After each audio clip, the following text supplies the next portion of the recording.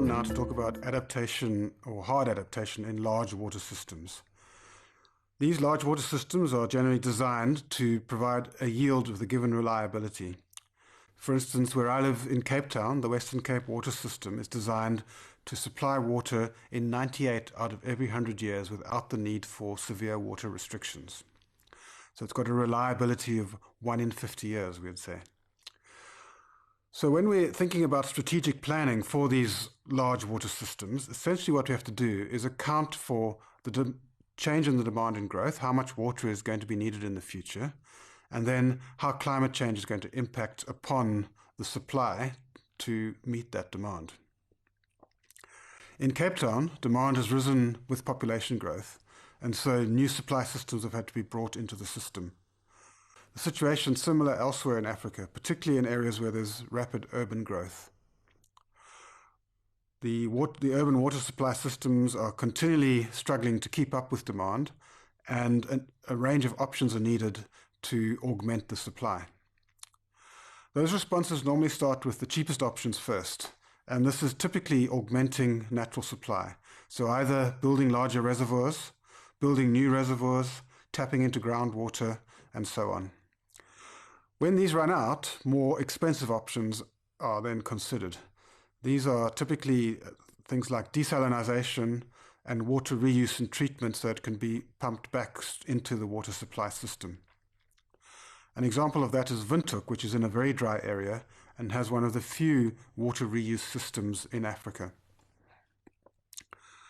Another so-called hard adaptation option would be leakage reduction. So across African supply systems, leakages can be of the order of 30% or even more, sometimes up to 50%. So that means that 30 to 50% of the water that's actually pumped through the system never reaches its destination. It's lost.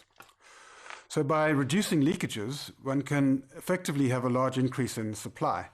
And so that might be one of the most cost-effective hard infrastructure developments one could make, an effective distribution supply system with minimal leakages. Now, climate change just brings in an additional factor into this kind of strategic planning.